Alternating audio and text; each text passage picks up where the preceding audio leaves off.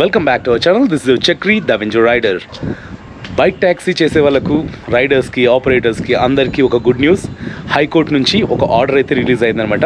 ఆ ఆర్డర్ ఏంటి, మనకు ఎలా బెనిఫిషియల్, అన్ని విషయాలు ఈ వీడియోలో చెప్తాను. వీడియోని పూర్తి వరకు చూడండి. నచ్చితే లైక్ చేయండి, సబ్స్క్రైబ్ చేసుకోవడం మర్చిపోద్దు. ఒరిజినల్ ఆర్డర్ కాపీ హైకోర్టు నుంచి వచ్చింది ఇక్కడ స్క్రీన్ మీద ఇస్తున్నాను. ఎవరెవరి మధ్య, ఎవరు పిటిషనర్, ఎవరు రెస్పాండెంట్, తర్వాత ఆర్డర్లో ఏముంది క్లియర్గా వీడియోలో తెలుసుకుందాం. ఇది హైకోర్టు నుంచి వచ్చిన కోర్టు ఆర్డర్ కాపీ ఒరిజినల్. ఎవరెవరి మధ్య అంటే పిటిషనర్స్ వీళ్ళు ముగ్గురు: Shri Srikanth Reddy, Shri Gangadhar HN, bike taxi welfare associations. Petitioners వీళ్ళు ముగ్గురు. తర్వాత respondents: state of Karnataka, department of information and social relations Vidhana Soudha, department of transport, Meta platforms, తర్వాత Facebook India online services, Peace auto union of auto drivers, Karnataka Rajya Chalakara Parishat members team, Bengaluru Auto Sense, Snehajeevi Chalakara trade union represented by its president, Adarsha Auto and Taxi Drivers Union represented by its president, Karnataka Chalakara Okkuta represented by its president. వీళ్ళంతా ఇంకా ఉన్నారు. Bharat transport association group, కరునాడ విజయ సారథి సేన, auto షోక్దార్స్, నమ్మ చాలకర trade union, వీళ్ళంతా respondents. So court order ఏందో చూద్దాము. This writ petition is filed under Articles 226 and 227 of the Constitution of India, praying to writ restraining the R6 to 15 herein from causing obstruction, stoppage, harassing and or physically abusing and causing violence to the petitioners number 1 and 2 and all other members of the petitioner number 3 association who are operating bike taxis through various aggregators like R16 to R18 herein terms of the interim order granted by this honorable court in WP number S numbers and wide annexure E, annexure F and annexure G etc. This petition coming on for orders this day, the court made the following. Heard Sri K.N.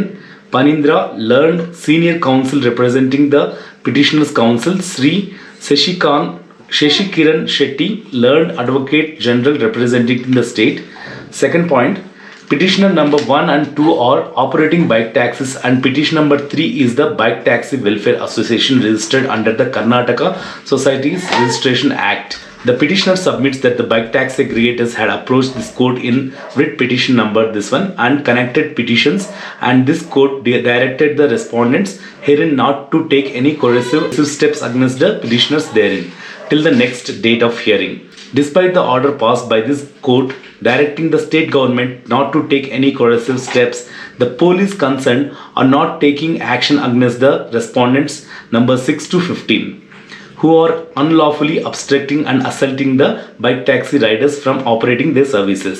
The state is under obligation to take an appropriate action against any individual organization who are indulging in unlawful activities, and they are also duty bound to act on the complaint if lodged by the petitioners herein. Hence I pass the following.